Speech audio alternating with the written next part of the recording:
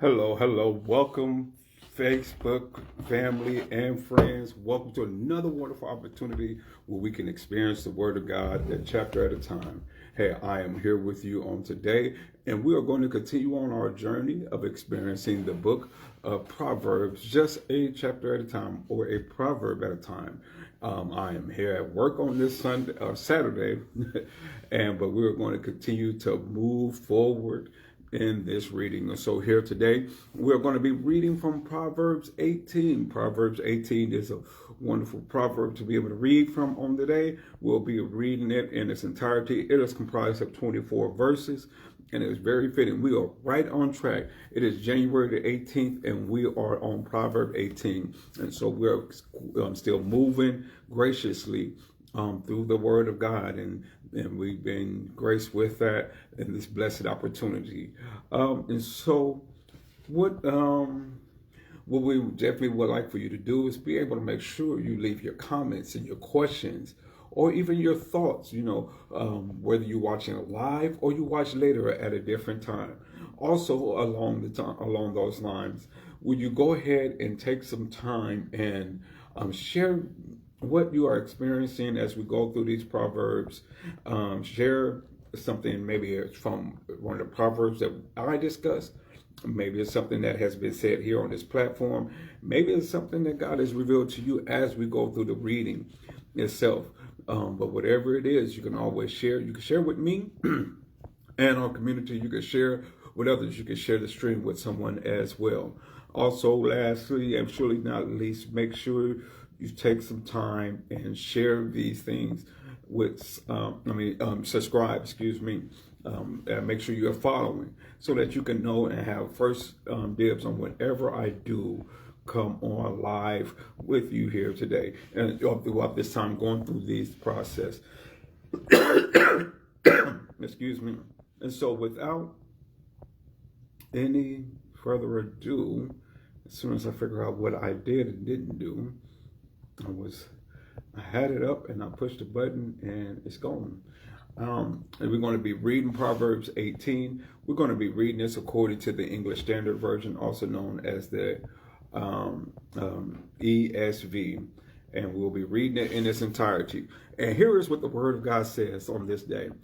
Whoever isolates himself seeks his own desire. He breaks out against all sound judgment. A fool takes no pleasure in understanding, but only in expressing his opinion. When wickedness comes, contempt comes also. Let me see here. And with dishonor comes disgrace. The words of a man's mouth are deep waters, and the fountain of wisdom is a bubbling brook. It is not good to be partial to the wicked or to deprive the righteous of justice. A fool's lips walk into a fight, and his mouth invites a beating. A fool's mouth is his ruin. Let me try that again. Let me make sure I'm still alive here. Okay. A fool's mouth is his ruin, and his lips are a snare to his soul. The words of a whisperer are like delicious morsels. They go down into the inner parts of the body. Whoever is slack in his work is a brother to him who destroys. The name of the Lord is a strong tower. The righteous man runs into it and is safe. A rich man's wealth is his strong city, and like a high wall in his imagination. Before destruction, a man's heart is haughty, but humility comes before honor. If one gives an answer before he hears, it is his folly and shame. A man's spirit will endure sickness, but a crushed spirit who can bear? An intelligent heart acquires knowledge, and the ear of the wise seeks knowledge. A man's gift makes room for him, and brings him before the great. The one who states his case first seems right until the other comes and examines him. A lot puts an end to quarrels and decides between powerful contenders. A brother offended is more unyielding than a strong city. And quarreling is like the bars of a castle. From the fruits of a man's mouth, his stomach is satisfied. He is satisfied by the yields of his lips. Death and life are in the power of the tongue, and those who love it will eat its fruit. He who finds a wife finds a good thing and obtains favor from the Lord. The poor uses entreaties, but the rich answer roughly. A man of many companions may come to ruin, but there is a friend who sticks closer than a brother. That concludes our reading of Proverbs 18. There is a lot of key nuggets in here. I noticed that here in this text, we hear this decree or this thing that has been said to solidify the reality about a wife being a good thing. And so, I mean, we see so many different things here.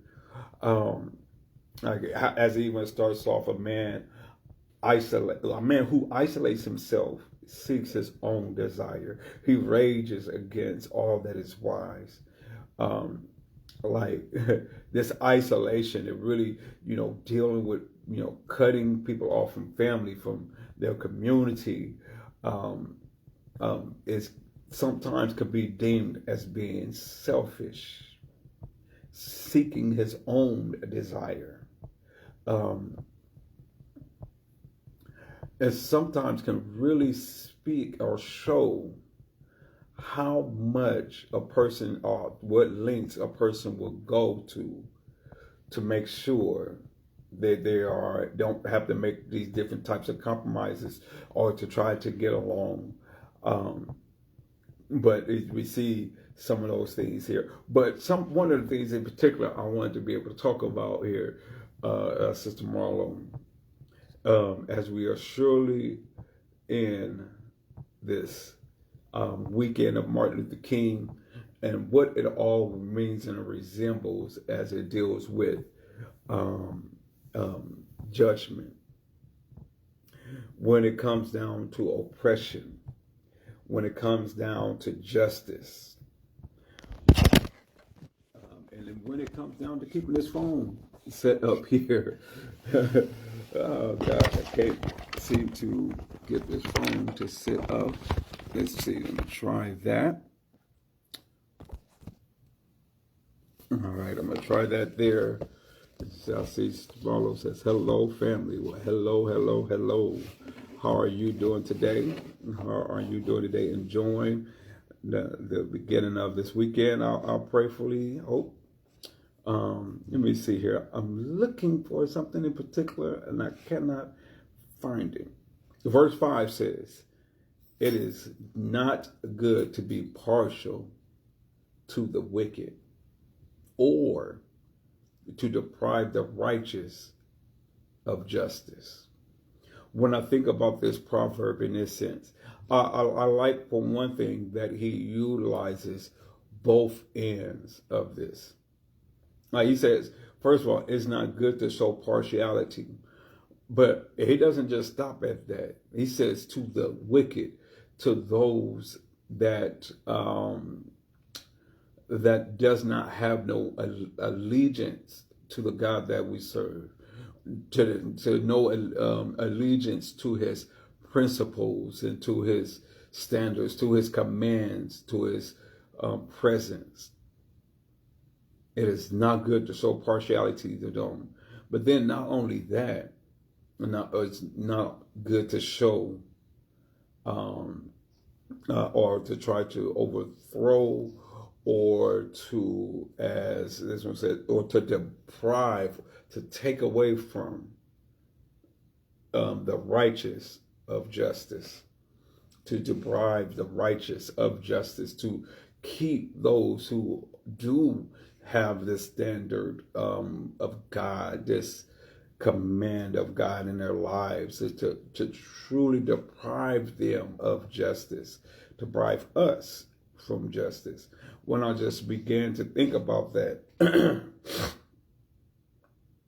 one of the things that we definitely look at in this day and time is how people of power, how people of authority, how people with strong financial gain and insight seems to be able to work things in their favor. A lot of the times, it's not even about the simple fact that they have all these different things to gain favor, but it really deals with what are the true conditions of their hearts, that they are wicked, that they are not utilizing it for good, or using it for good or for the benefit of themselves. When I think about someone who is wicked, a lot of their wickedness come from a position of being morally wrong. It is being sinful. It is bad. It is unpleasant. They are foul. They are nasty. They create trouble. It is vile. It is profane. It is an abomination. It is hateful. Wickedness comes from a place that is corrupt, blasphemous. It is bad intended. It's perverted. It is dishonest and dishonorable. These are just some of the things when I think about the wicked. And this verse here says it is not good to show partiality to the wicked. It is not good to have to show favor. In other words, impartiality is to have a bias, to treat them with this sense of unfairness. It is not good to discriminate or have favoritism with those that are wicked. But then not only those things, he also goes on to be able to say that it is not good also to deprive the righteous of justice. To deprive, it really means to deny something, to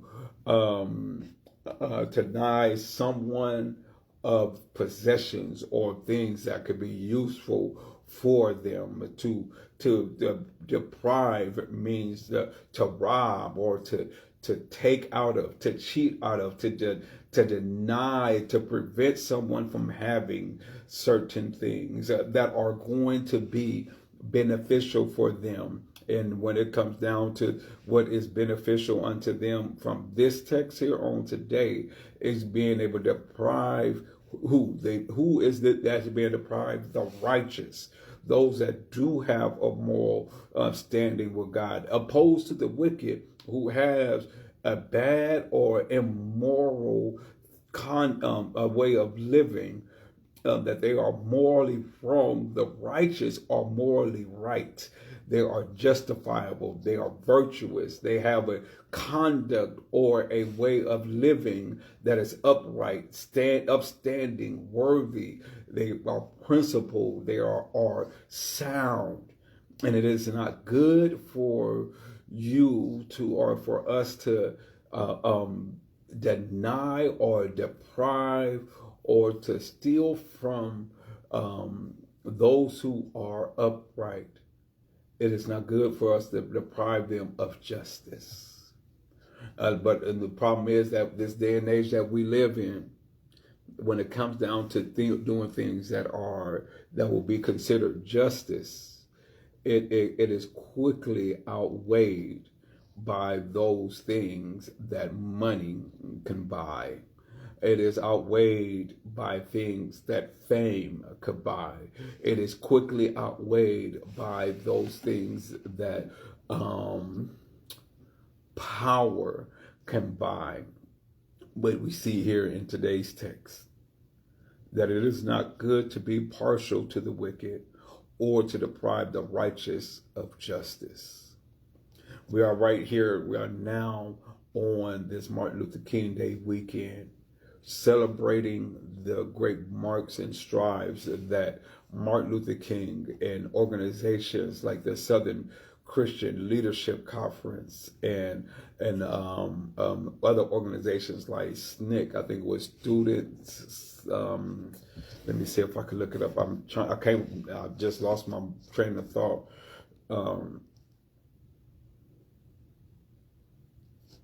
What that it was SNCC, SNCC.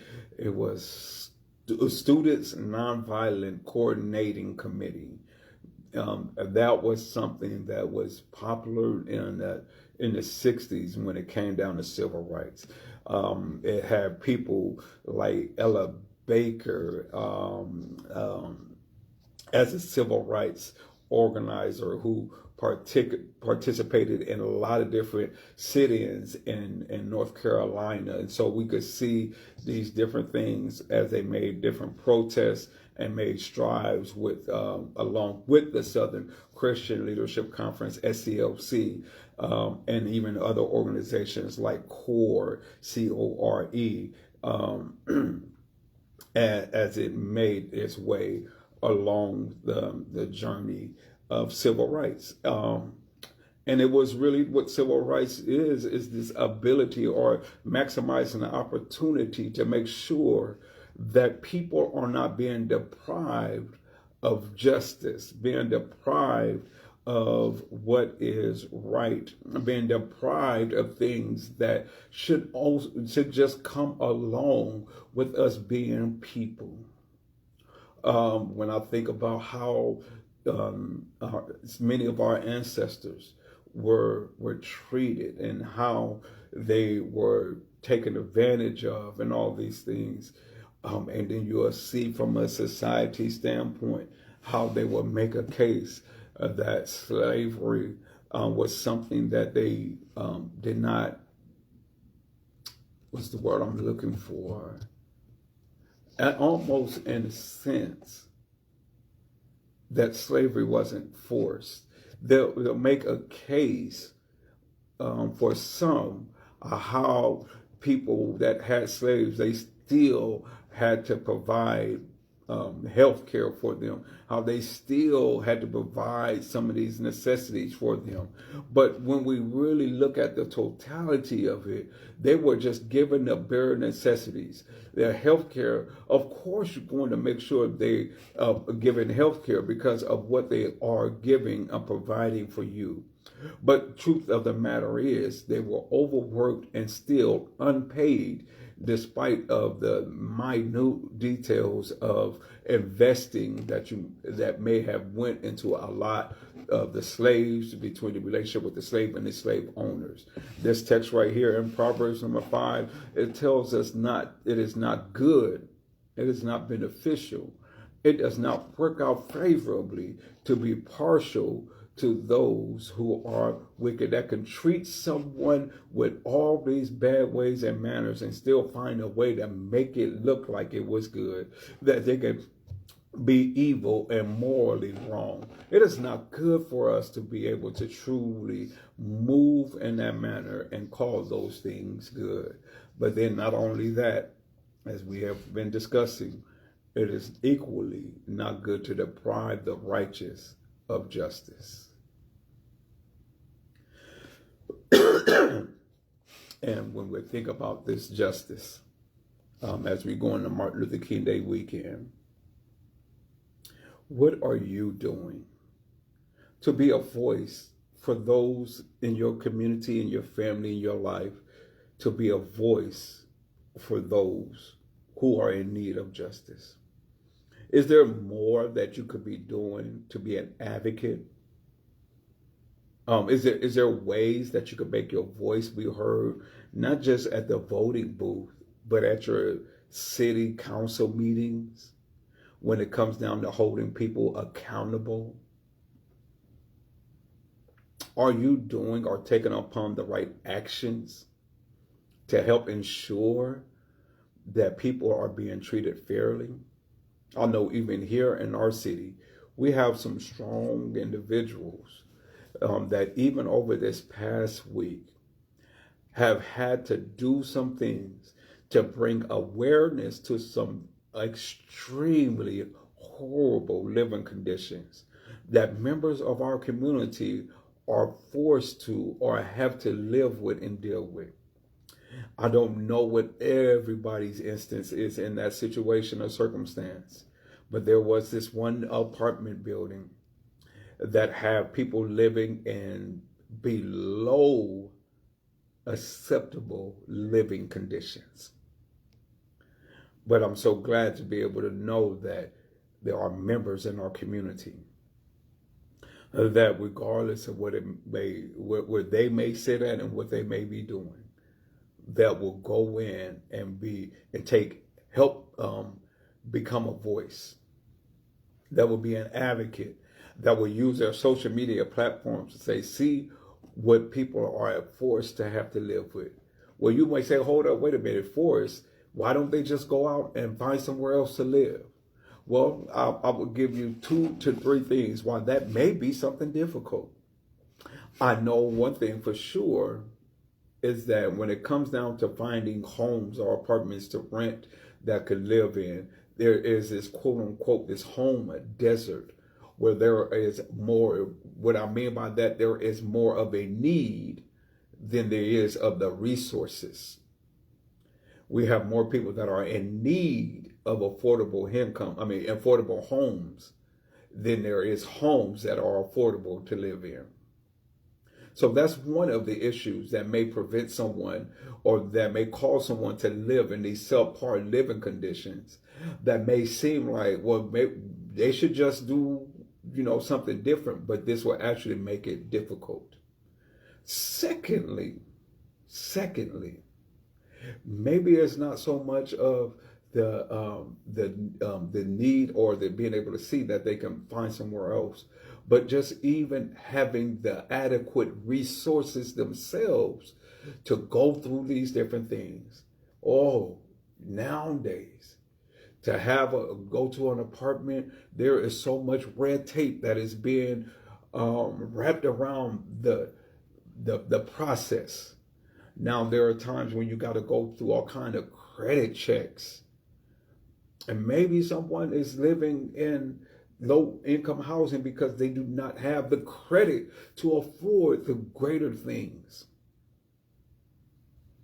And so, hold up, wait a minute. We talked about that. Maybe the homes are not to be found, but maybe they can find the homes, but they cannot go through and afford to do things or to filling out applications. But hold up, you need an application fee to be able to have you be able to look over my application to maybe you may choose me as your tenant. But then even that, I can't even get past the credit check. So now I've wasted money out of my resources that I'm already struggling to keep up with so that I can be told no to a house or an apartment that I can leave from this subpar living to be able to get into.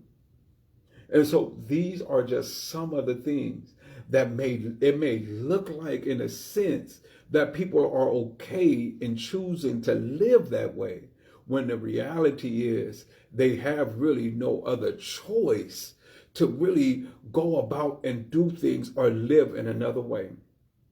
And it is these people that we should not deprive justice. There may be some people who are in these different positions and I'm not going to say that that is the case. That's why I'm not mentioning names. I'm not mentioning apartment complexes. I mean, the best that you will be able to do is just know that it's taking place in the city that I live in. But I'm not calling out names, not because I want to be partial to the wicked, but I'm just looking at this as a situation and I'm presenting different scenarios. So I'm not saying that any of them is true or that any of them are not true, these different scenarios, but these are some of the reasons why.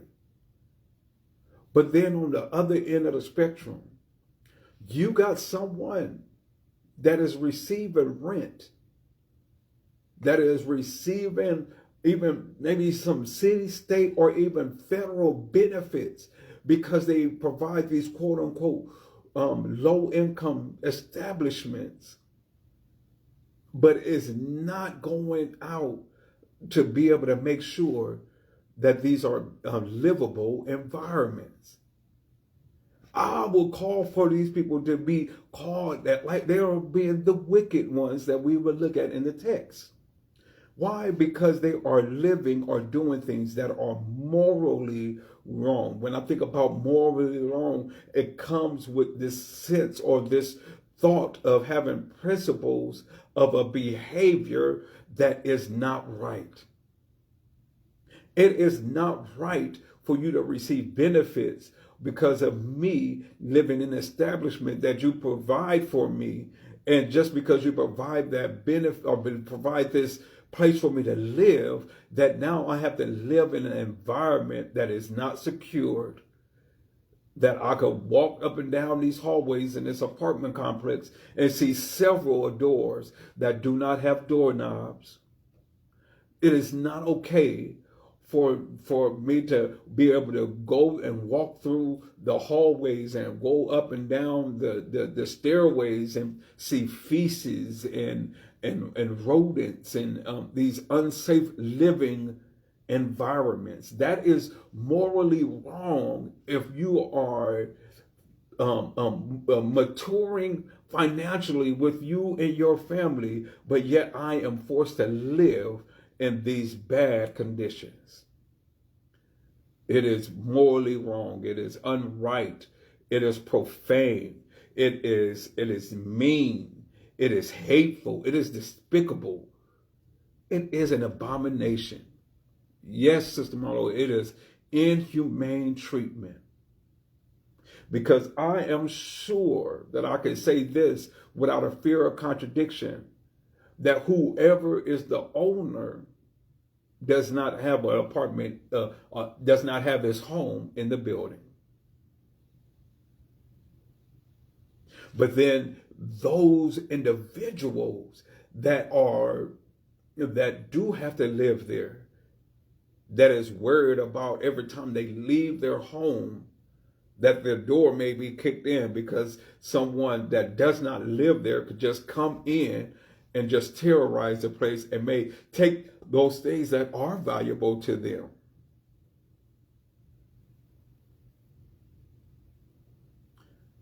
They need people in places that will speak up and be an advocate for them. When I think about that word advocate, I'm going to pull up this definition. I have my own definition. I mean, when I think about my own definition is just someone that speaks on somebody else's behalf that do not have a voice of their own. Here's what the dictionary says. An advocate is a person who publicly supports and recommends a particular cause or policy.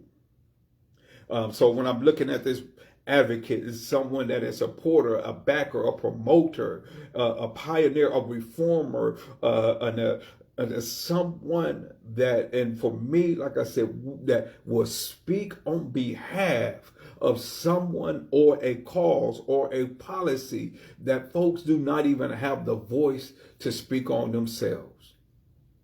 Maybe you know someone that may be forced to these type of inhumane kind of treatments and things. And even though you may not be in that position, but you know the topic is coming up in city council or that is being raised in places and areas that's making laws and changes. Are you going to be someone that the people can count on who will publicly support and recommend policies that is going to be beneficial for them, even though that might not be a you in that situation? That's what I think about when I think about advocacy. Someone that will be able to speak on behalf of these people that are living in these inhumane places. Where some folks, I was watching even on the video, like while it was going on, you was hearing some of the comments that people was like, well, why don't they just move? Why don't they just get out of there? For some of these people, it may be this place or homelessness. But anyway, but not only does, when I look at this text, it doesn't promote this need of advocacy, but it also demands that we live in a place of accountability. And when I think about accountability, it's being able to not only will I go into a place like that, and I will be able to be an advocate and be a voice for those people that cannot speak or do not have a strong enough by themselves. We know that we live by phrases that says there is strength in numbers, that we are better together.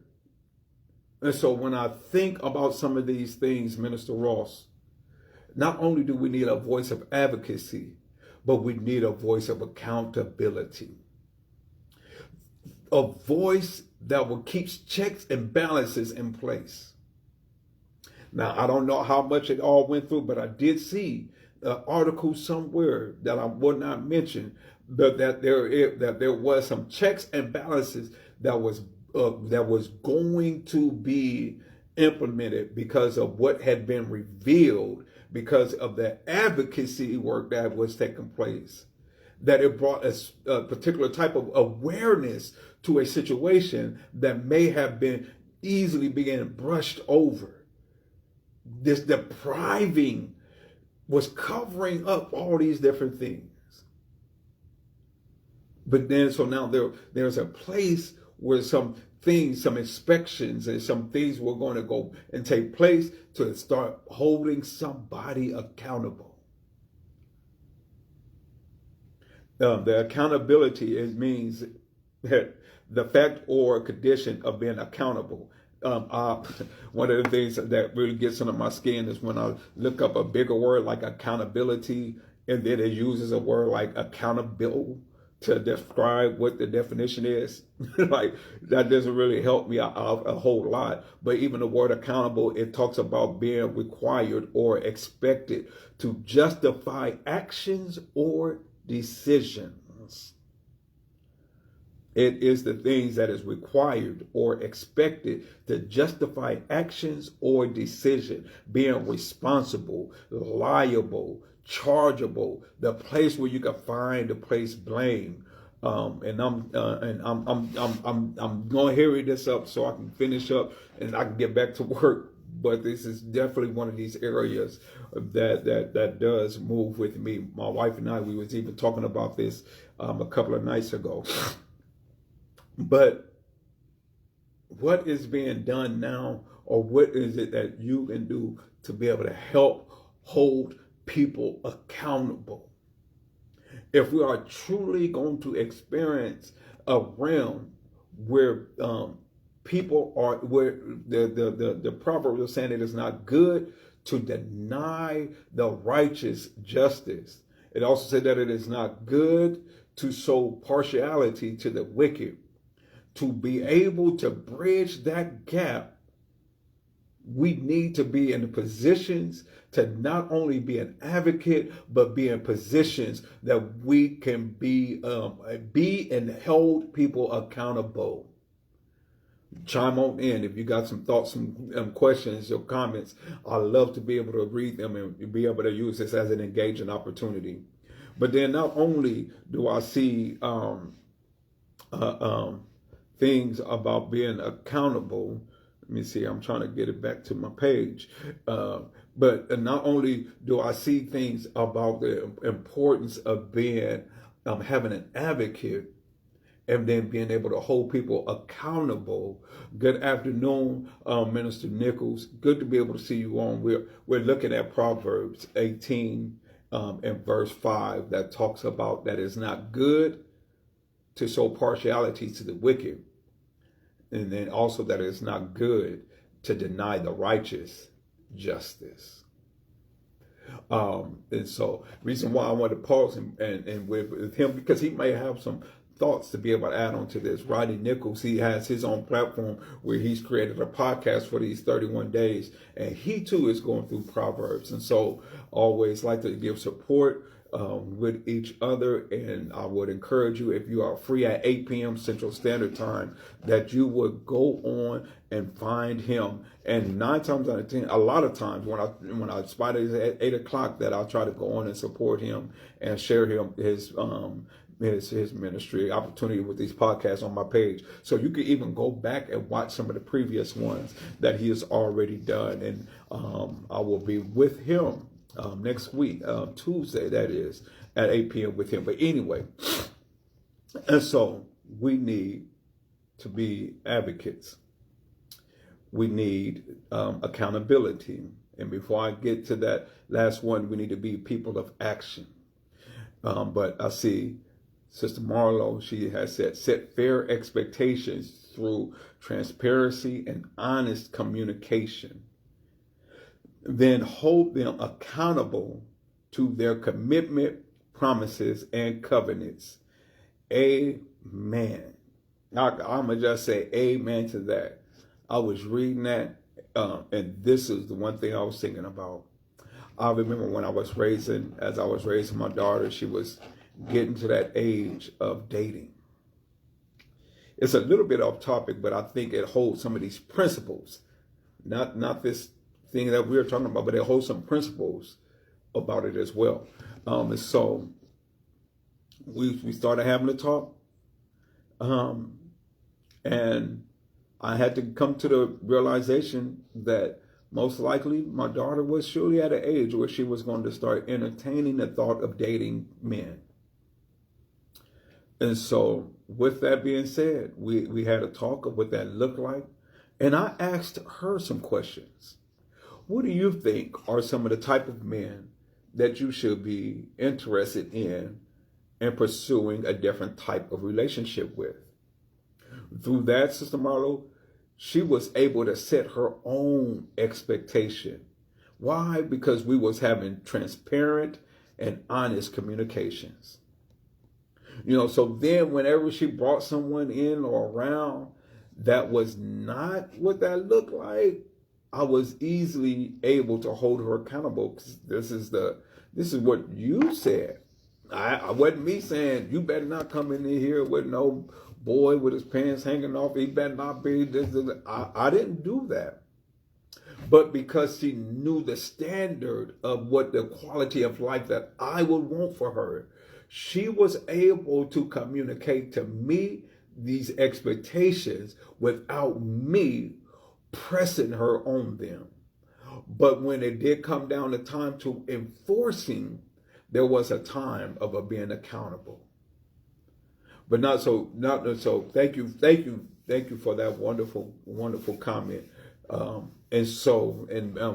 Minister Nichols, I'm looking forward to it as well. So we need accountability, we need advocacy, and we need to be about action. We need to be about action. Here is one of the things that I think we fall short in. It is easy for us, or easier for us, to look at this situation that I've been describing and seeing how some folks, they'll be there when it's time to expose some things. But when it's time to do something about it, they cannot be found. Look, through the advocacy, there's been some individuals that have walked into that undesirable atmosphere, been where these people are, and have shown us what is really taking place in these living environments. That advocacy. But then, now that these inspections and these things are going to take place, that's going to hold some people accountable, this may come with some repercussions for some of the tenants that are living in this undesirable environment. then the question becomes, what happens if these individuals become misplaced? Who's going to be there with them to help take actions to help make sure that they do have the proper living environments? Who is going to be there that we are just not making a whole bunch of noise, but is not there for the action? I believe one of the Sunday school lessons that is coming up for this Sunday, for tomorrow, is based off the theme of God is about that action. When I began to think about that, because that's a term that our young folks like to use a lot, being about that action. Active, that's what it is. That he is active. And so to be about that action, we have to be active. Are we really, really active when it comes down to being having the proper actions? When I thought about that term active, it is, and I'm gonna use this bad one first. In gangs and in criminal activity, for someone to be active means they are someone that you could depend on to carry about a particular task. One of the things that spring through many of our urban communities is the rising or the presence of gun violence. For someone to be active means that they are the one that you could depend on to, even like what Sister Marlo was saying, kids say they are about that life. They are all in. They are active. They live a life that is ready and involved in that thing. Ooh, that's a good one.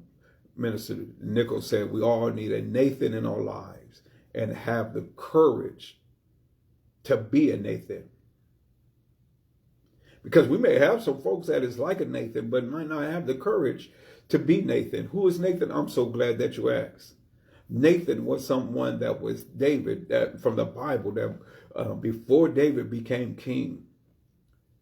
Nathan was someone, he was, as a matter of fact, at the point in time before David became king, the person that was king was a man by the name of Saul. Saul had a son that was best friends with David. This son name was Nathan. Nathan.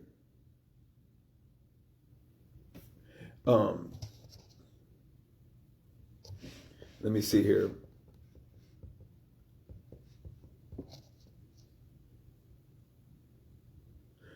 You know what?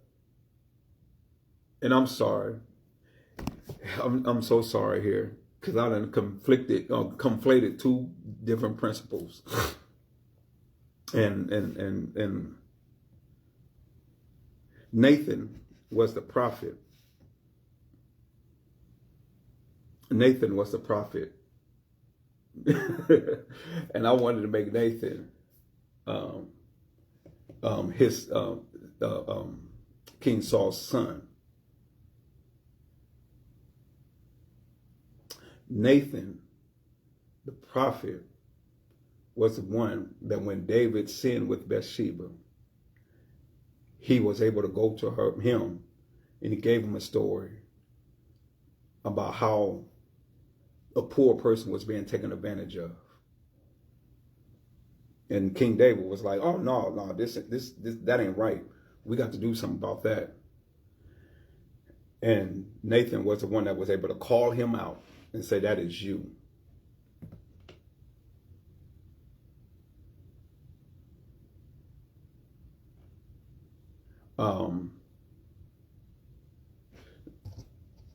Oh gosh. Now you got me thinking about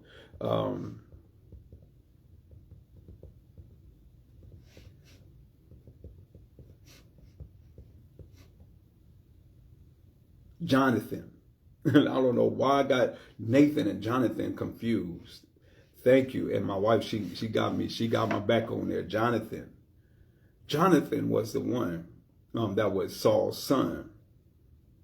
But even when, and the quality to even add on to what Minister Nichols was talking about, even with Nathan, like how he held David accountable and had the boldness to approach the king and tell the king that he was wrong. We do also need people like Jonathan in our lives. Jonathan went against the grain so much that even knowing what his dad wanted to do, what his father and the art his father had with David, he had an allegiance to David, his friend, that was greater than the wickedness or than the allegiance to his father. What his father wanted to do was wicked. And Jonathan did not show no favor to his father, but he did not withhold the justice that the righteous one David needed in that moment. So I got those two conflated. Please charge that to my mind and surely not my heart. Sister Marlo said, Jonathan, Saul's son. Yeah, that I'm good. Nathan told David that you're the man. Yes, over there with Bathsheba. We're on track. Thanks, sister. I know, right? Thank you to my wife, Minister Nelson, for that correction. It's good to be able to have a strong helpmate. But anyway, we digressed a lot. And so I apologize for conflating those two characters, Jonathan and Nathan. Jonathan and Nathan. So look, hey, I'm human too, so you can see that right now. But our time is surely definitely well spent, and I got to get back to work because I got a very active weekend. So just as we was talking about that being active, we also must be active when it comes down to the solution. When it comes down to the solution, I don't know how much you have heard, babe, but I was alluding to the thing that we were talking about the other day with some of the living arrangements in a particular place, even in our city, and how we will have those certain individuals that went into that place and started doing advocacy like work, exposing and showing the world, giving a voice to those that would typically go without having a voice. If we really dug into it, there were some very extreme measures of things that have been swept under the rug that in normal circumstances would have had a voice in the newspaper, on all the news stations and everything. But they needed someone that would be impartial to the situation, that will come in and be an advocate, be a voice for them. I've heard that there is some things that is about to take place that's going to put some checks and balances in place.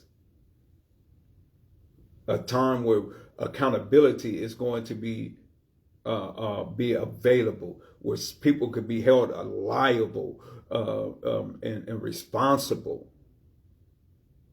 But the truth of the matter is that with this accountability getting ready to step into place, if this does move and put people displaced, are we going to be that same community that moves into actions to help make sure that these people are able to make these different transitions, to be able to be in homes and other apartments that are in good places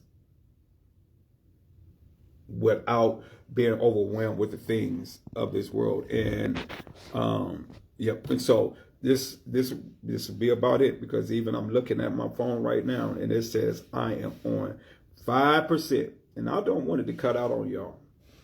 Let me see what my wife has to say. He showed favor to the man of God. Makes me think of the time when Jesus said, Who is my mother and my brother? Those who do the Lord's will. Perfect segue to go right back into our text. Look, it says, it is not good to be partial to the wicked. Can you imagine all of the different chances that the wicked may get?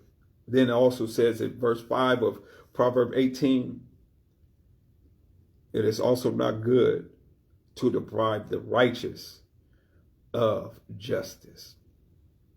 And if there ain't no other part of the year, it surely ought to be in the weekend of Martin Luther King, the one who spoke words that he will dream of a day and time when people would not be judged off the basis of their color, but off the character that is within them.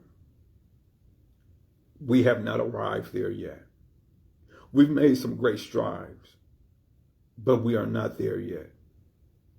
And there are many that are righteous that are being deprived because, and now it's maybe not even about the color of skin.